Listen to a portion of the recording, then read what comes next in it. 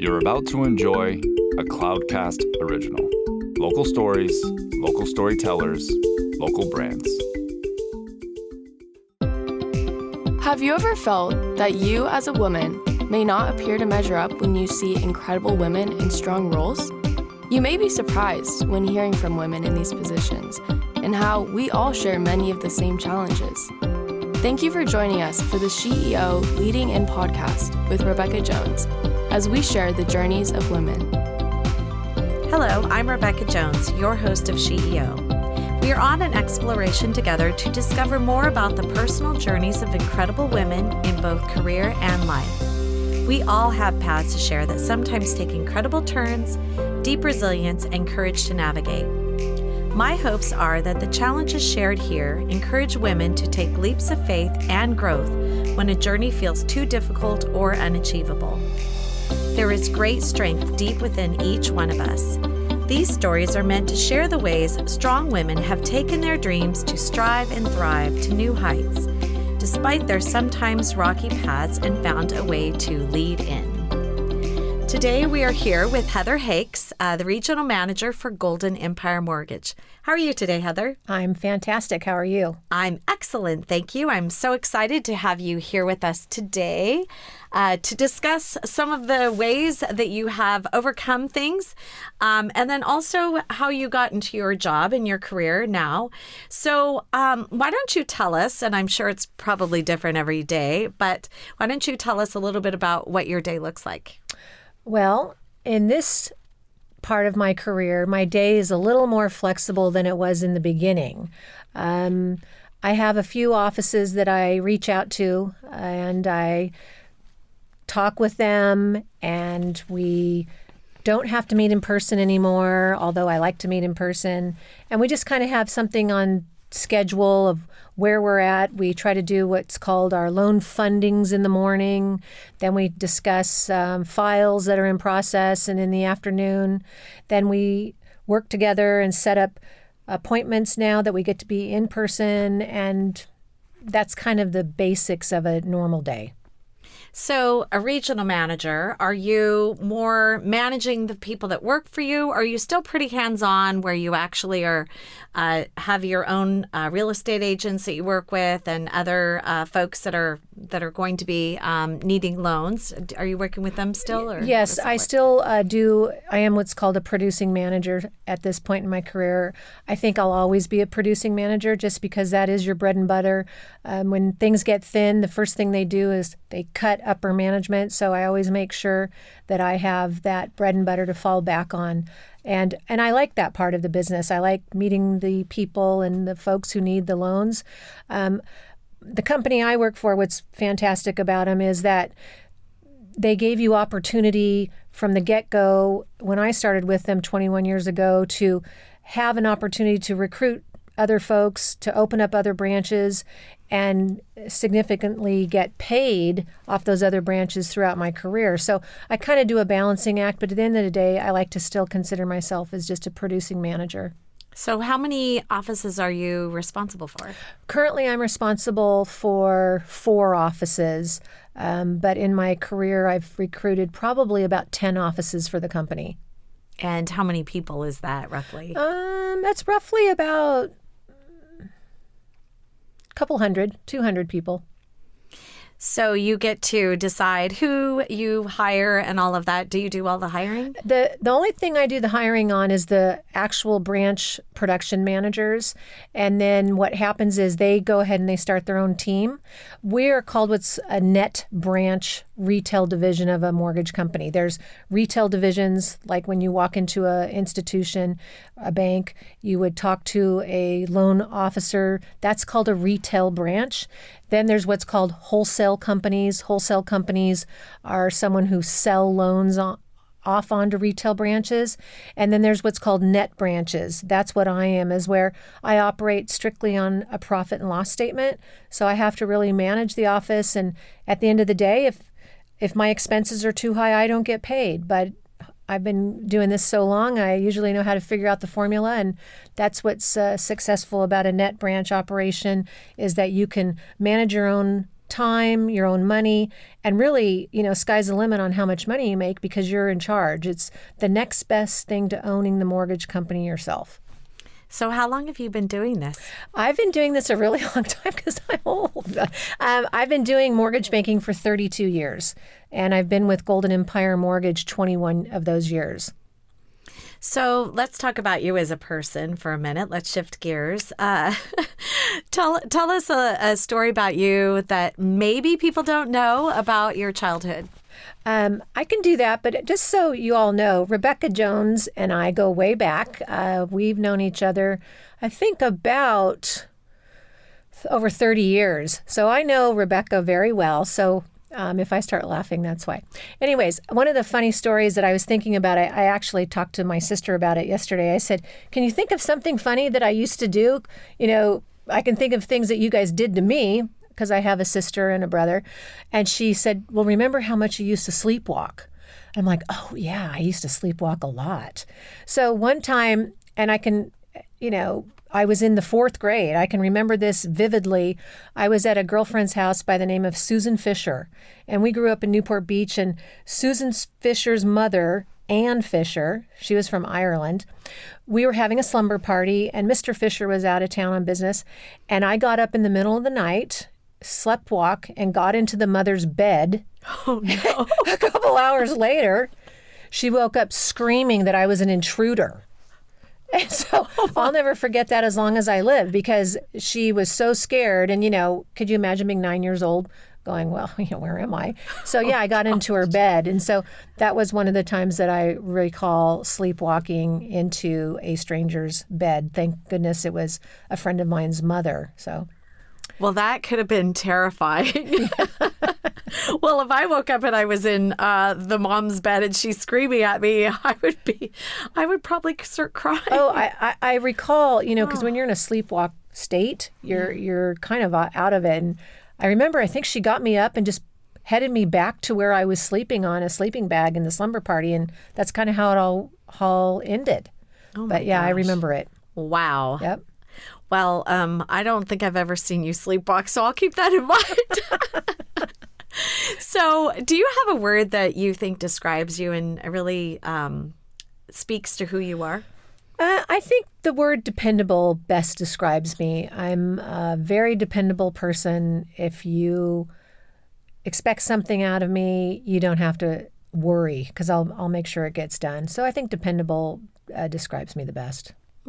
Interesting. I would say Why? that. Definitely. What do you think? No, I think definitely that works for you. And as you mentioned, we've known each other a long time. It's true. If you say you're going to do something, you definitely do it, and you say it like it is, which I like, because you just are very, very transparent. You don't have to try to figure out what's going on in your head. You just like to be honest and transparent. And I think that's a really important thing in life.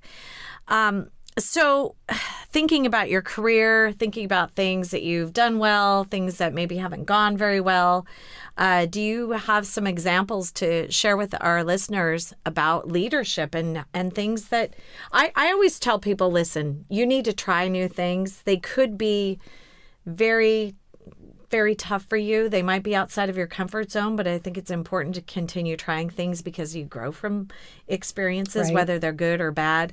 But do you maybe have some examples that you might want to share with our listeners today? Well, I think, first of all, one of the questions, that was reached out to me is, have you failed at anything?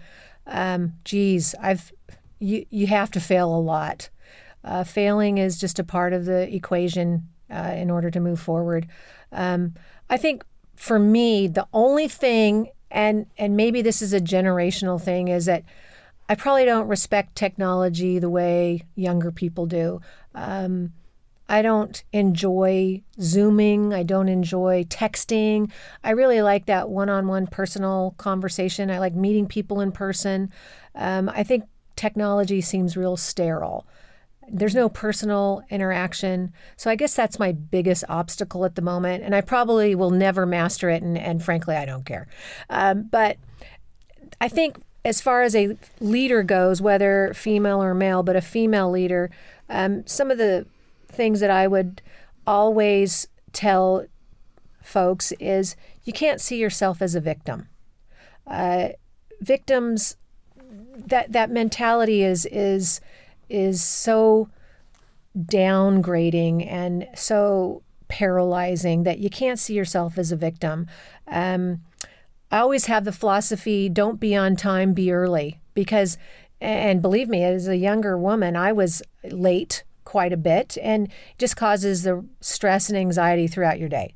So be 5-10 minutes early. It's not hard. You can do it. And I tell that to a lot of my employees, be early. And I always think that you have to think positively. My dad was a really good example of that. He had a super positive attitude, and probably why he lived to 100 years old. And because I've seen other people who are pessimistic, and that negativity just breeds, you expire from It's toxic. I mean, it really is. At the end of the day, it's very toxic. It is. You're the only one who chooses what you think also. Right. So no one else can control your thoughts. Well, and, back to your discussion of technology, I always tell people it's a blessing and a curse. And unfortunately, a lot of people have really lost that part of personal interaction that I think is really important in business and relationship and all of that, because let's face it, you can't screen time someone and get to know them and who their heart is, right? And absolutely. That's part, I think, of, I mean, I like to do business with people that are like me and then are not like me. If they're like me, then we seem to mesh a little bit better. But if they're not like me, I think they challenge me and help me do a better job. You can't do that, and you can't really connect with someone on that level when you're doing it through a screen, or definitely not via email. And there's that part of technology that really misses a lot of the actual, what are you really feeling? And you could read it wrong. Exactly. And that happens so much with my young people. I shouldn't say just young people, but for the most part, I will constantly say, well, did you text them or did you call them? I said, because you're taking that text the wrong way, because I know that person and they're not upset, they're not mad, but you're taking it the wrong way. So I'd like you to get on the phone. Yep. And sure enough, I was right. And so I that technology component, I think talking on the phone usually will go quicker than texting anyways, but it's a hard habit to break. Well, and that's something I think as a leader you should continue to try to cultivate, because that is something that when we no longer have these personal interactions, there are a lot of things that are going to be deteriorating over that. And back to, the toxicity of things, that negativity and all that. When you are texting things or emailing, things can go so wrong. Absolutely. In that moment. And it could be completely not how that's meant to actually, that interaction to go. And then I think things really just spiral down from there. Well, in business, you lose the deal.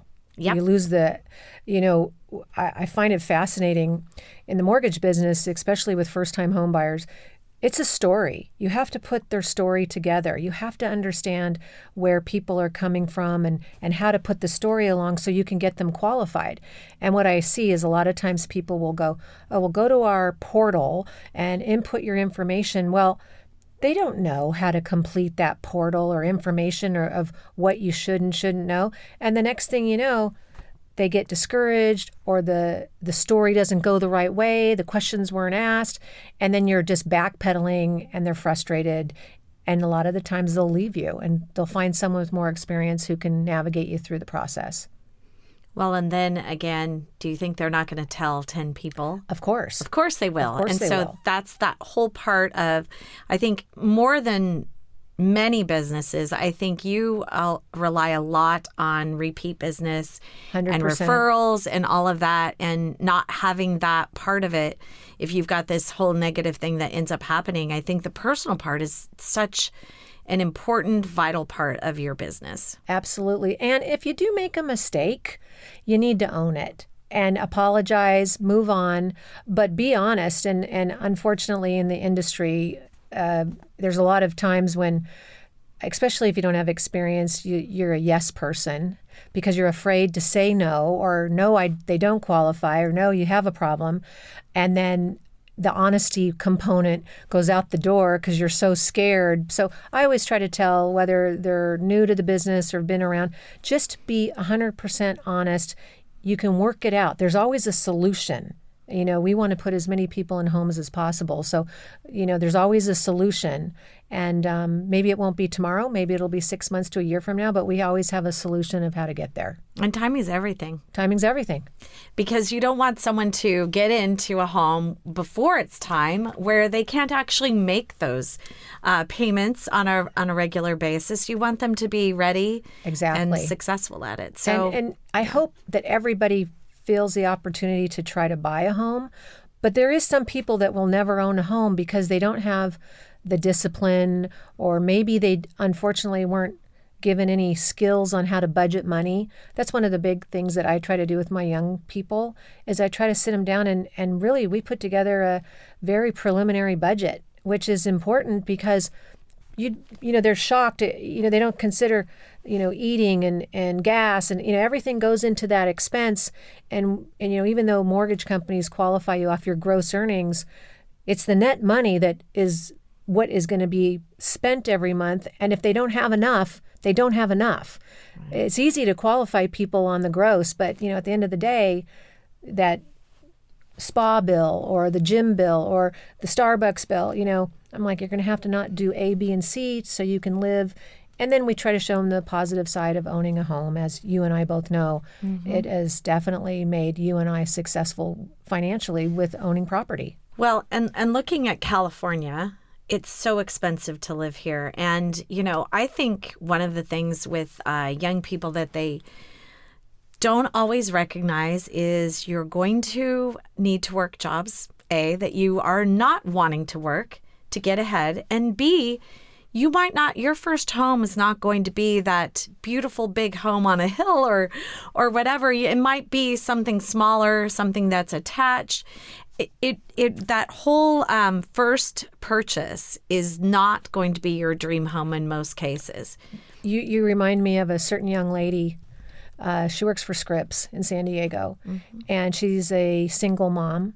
And this is probably about 10 years ago, and I just recently talked to her, and we did a refinance and got her out of some debt. But 10 years ago, she could only afford a home up in the Hemet, San Jacinto area, and she commutes. And I remember telling her, I go, you have to get off the bench and get in the game. I said, this won't be your last home. But the good news is she has so much equity and whatnot. And she and I will chat about that all the time because it is scary to take those first initial steps. But you need to. You have to get off the bench, get in the game, because history has proven that owning real estate, even though it's cyclical, you're going to come out in the front end when the time is done. So, and it is the American dream. It's the American dream. And I think, as more people are either paralyzed by fear or they've not gotten in the game, as you put it, for so many years, they're at a point where now it's so expensive and they don't have that opportunity. Correct. And so really creating the opportunities. I love how you were talking about the whole budget thing. And initially when you talk to the young buyers of sitting down and saying, okay, you've got to figure out the budget. You're not going to be able to go to Starbucks every week or every morning. Yeah. I mean, really figuring out other ways that you can actually create that opportunity for yourself. Because let's face it, even though you're talking about it with them, you're not actually creating that opportunity. It's them. They're the ones who have to do certain things to create that. Correct. And we give them a lot of ideas. I do pride myself on working with first-time home buyers. The state of California has some really fantastic programs. California Housing Authority, down payment assistance. You can still, even in this high market, get in for no money. It is income restricted, but there is down payment assistance loans, and we do utilize them, especially out in Riverside counties, San Bernardino counties, but we do a lot in San Diego County, down payment assistance. You'd be shocked at how high the income levels are, and you can get that first condo.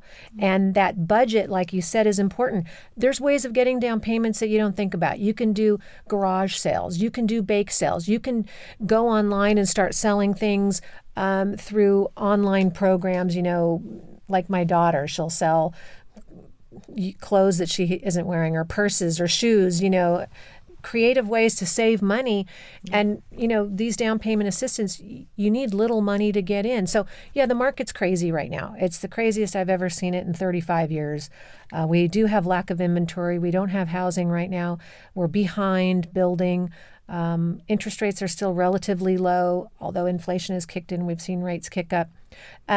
But we do have these programs, and I encourage everyone, and don't, like you said, don't have that diamond ring expectation. Be happy with the mood ring, because you're going to change. Yeah. It's going to change. Yeah, for sure. Right. So, looking at your career and all of the challenges and all of that, what do you think is the biggest barrier for you? I think now the biggest barrier for me, I thought about that, is I'm never barriered as a woman. I think now, because getting older, you don't have the energy level. But what I try to work around is I probably have the wisdom so I can navigate around that barrier. But you can't stop father time. Let's face it. So that would be my only barrier at the moment, is just a little, not as much energy as I was when I was 45. When you're talking about wisdom, I want to talk about that for a moment. So when you look at other people that are wanting to get into the industry of mortgage banking and all the ways that you could help them, don't you honestly think, because I always tell people this, I'm a little bit older, I'm in my 50s. I look at young people and I say, you know what, there are even still things that I can learn from them. I look at older people, I can learn things from them. Younger people, I feel like I can learn things from them. Absolutely. There is this whole part of wisdom as a leader that I see. And I talk about this quite a bit, actually. And I always say, until the day I die, I'm going to learn things. Sure. I'm going to learn things from everyone that's around me. And one of the things that I really love about my job is that I go out and I talk to people that maybe I would never even speak to, because I'm knocking on their door, right? I'm knocking on their door, and I think it helps me do a better job. What are your thoughts? Because I think you agree with me on this, with young people also providing wisdom, because it helps you serve them in a way, because they think differently. Absolutely. Yeah. Right. I think, my assistant, young man, he started with me, great story. He started with me at 18 years old. Wow. He lived in Temecula, got accepted to UCI. My office is currently in Newport Beach. He got accepted to UCI, and I did a loan for his mom, single parent. She was a waitress. She called me up and she said, my son really needs a job. And I said, okay, have him come in. So he comes in, nice kid, smart kid. And I say, hey, come in, these days, these hours. So he shows up, and it's hard to take time to teach anybody anything in this business, because you're just constantly moving. So you have to take the time and teach them. Of course, he picked things up quickly. One day I'm driving in and I see him walking, and I roll down the window. I go, Trent, what are you doing? He goes, I'm walking to work. I go, don't you have a car? He goes, no, I take the bus. So right there, I'm thinking to myself, gosh, I don't know any young person who still takes the bus. So right there, I'm thinking this kid is dedicated. Well, then I find out he's parking cars at night. He never knew his dad. Then he comes to work for me. By the way, he ends up being the president of his fraternity at UCI. He comes to work for me. He's my full-time assistant. He's brilliant. He's in USC's master's program, and he's going to be leaving me in June because he wants to be an investment banker. So you can't, and he's taught me a lot, because we think completely different on all sorts of things, but he's respectful. He comes in the middle. And so that hope of that generation is fantastic to see that, because it's still out there. And my daughter, my son, they're hopeful. Your daughter, your son, everyone, the young people are teaching us stuff. I think I think we're all going to be okay because I think they're all good. I think they're all good kids, and that is out there. It is out there. Well, I think that goes back to, a discussion that I have with a lot of people, and that is, don't see yourself as a victim when things happen, but as a survivor. And how do you use those experiences in your life to actually move forward and go, okay, now I have more experience,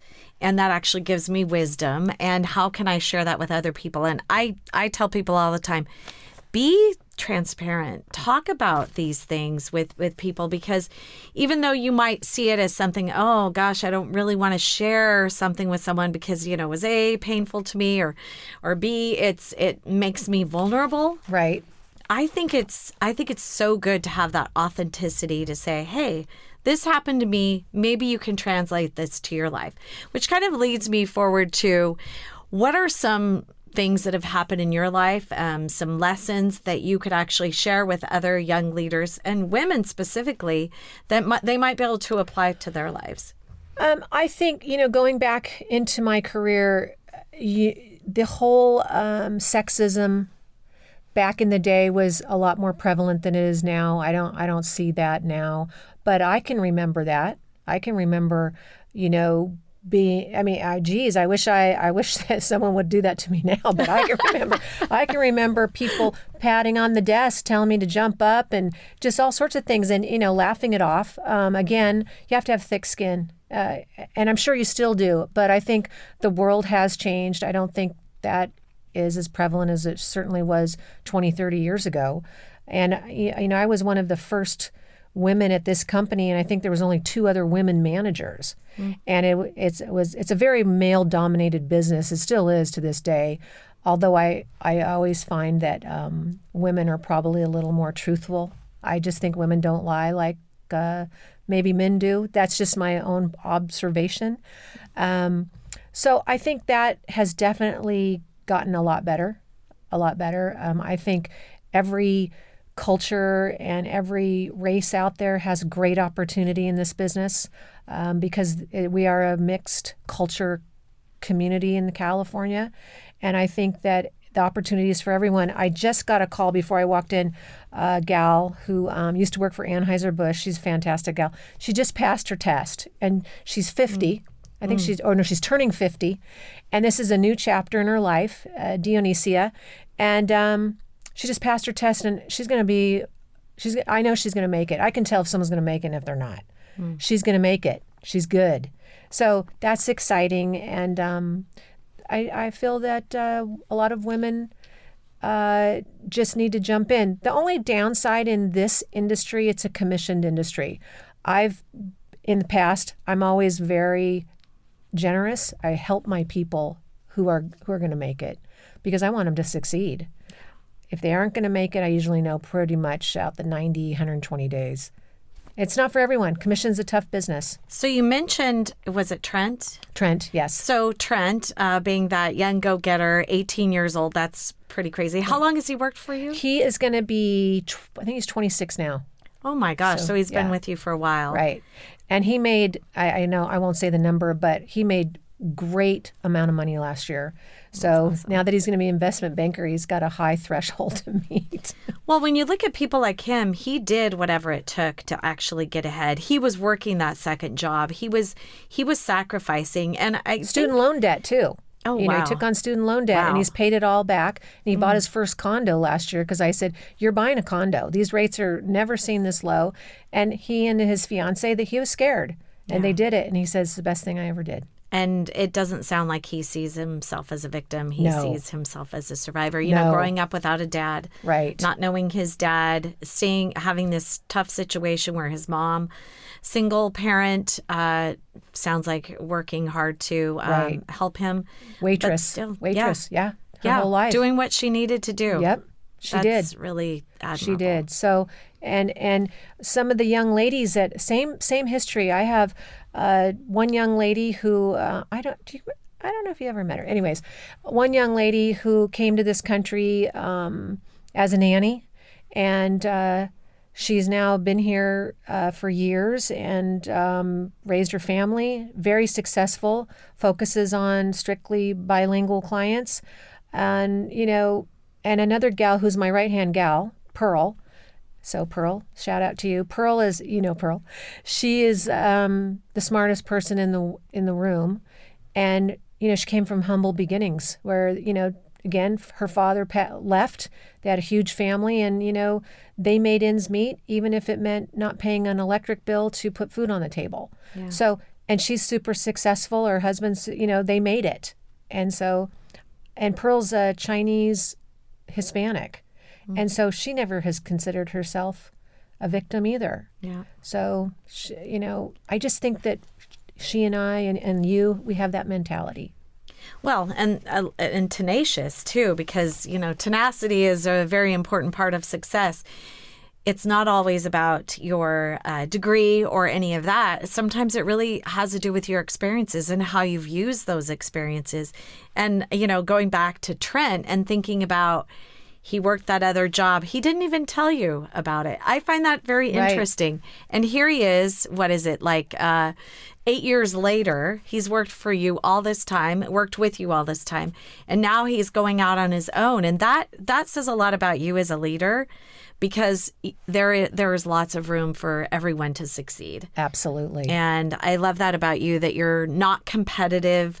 And I think you're a little bit competitive, but not competitive to the point where you don't want other people to do well. You want, that is something that I've always looked forward to. For example, Maria Martinez, my goal is to get her to have her own office by the end of the year. Wow. Not this year, by the end of next year. Yeah. We just opened up the location. We're working on it. We're working on her team. And it's a Spanish-speaking office, so we're really, and it's all women. And so we're kind of creating that vice. In the old days, CIB, we used to joke around and said it was chicks in business. It really wasn't, but we used to say that just to bug the guys in the office. So, and I've had, again, some of the most dynamic, awesome people. I had a gentleman named Jonathan Farrell that started with me. He was the bag cart boy out of the golf course. And my husband called me up one day and said, "Hey, could you talk to Jonathan? He wants to get in the real estate business." I'm like, "Oh, brother, all right."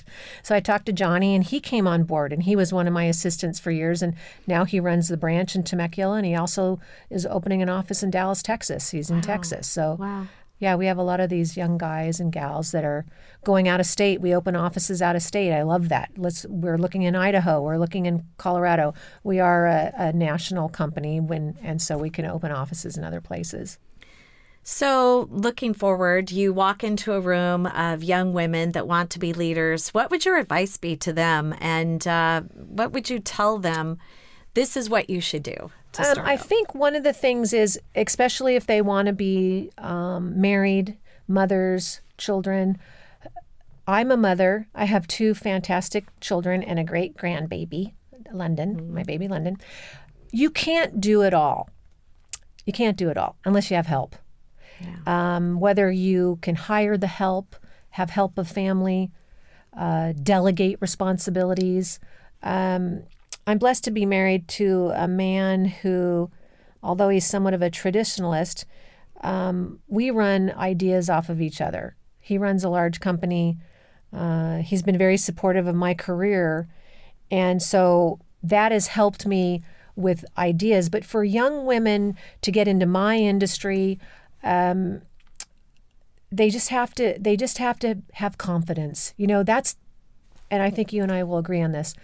Don't you think that's the biggest obstacle for, I'm going to say women, period, because it's not just young women. They don't have confidence. And, I don't know if it's society, social media, Hollywood. They put so much stigma on so much, especially appearance. And geez, I'll tell you, at the end of the day, the appearance is out the door at 40, and you better have some brains in between those 2 ears. It opens a door, but it certainly doesn't let you in. Exactly. And I think, that's what you have confidence. Tell you yourself you're great, because you are great. They're great. And so that's where young women need to have that confidence level. And I don't know how to get that instilled in more young women. Part of that leads back to what you said, having a good partner. Yes. Having and surrounding yourself with good people. And even if you don't want to be married for whatever reason, having a good group around you. Absolutely. And supportive, and people that are going to build you up, people that are going to help move you forward. And at work, a team. Absolutely. Having that team that is going to have your back in the deficiencies. We all have deficiencies. Sure. But, that have strengths that you don't necessarily have, and really working for a common goal and a common good of each one of you succeeding. And that again is back to something I see about you that I think is very remarkable. Not every leader has it. And that is really wanting the best for other people and sharing that success. The success isn't just you, it's your team.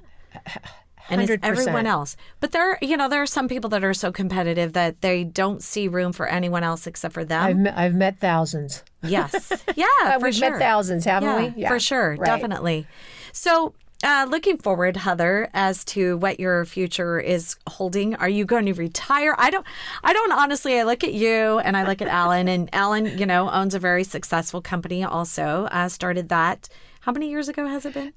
He started this when he owned Doorway. That was back when 1993. He bought Doorway and then he sold it. And then he started Hakes Sash and Door, HSD. It's been over 15 years now, I think, 15, 17 years. Are you guys going to retire at some Well, point? we sold some of the business to our kids and we're making them run it. But I think we'd like to slow down a little bit, just take advantage of some opportunities out there as far as, I'm hoping the world opens up and we get to travel around a bit before our walkers and wheelchairs can't get in the car. But I think as far as the business goes, I am in that role now of trying to teach new people how to run the business and get successful, because that is, to me, the most rewarding thing, is to see people become their own bosses. And I'm a big believer in self-employment because people always go, I want to be successful. I go, well, then you need to own your own business. And you're going to have to sacrifice to do it. Yeah. Big sacrifice. Lots of nights work until midnight. Yep. And that's where the delegation and asking for help comes in with family and friends and doing it all. And women and men can do it all, but you have to do it, like you said, with a team or ask for help. Yeah. Family, moms, dads, right? Everybody. It's a village. It's a village. Use that word. Thank you so much for coming and talking to us today and sharing your story. And very inspiring, Heather. Thank you. I have a lot of respect for you. Thank you. I do too. And love. And by the way, Rebecca, I was thinking, you used to work for me. I did. God. I And by the way, she was really, really good then, just like she is now. Aw, thank you. Now that was powerful. We hope you've been lifted and encouraged by today's inspiring voice. Always remember that life doesn't look exactly the same for each one of us. Never stop dreaming, striving, and thriving. In future episodes, we look forward to bringing you powerful stories from amazing women who learn how to lead in to challenges. Thank you for listening and being part of our community with SheEO host, Rebecca Jones. You have been listening to a Cloudcast original. Local stories, local storytellers, local brands. Find more stories at cloudcast.us.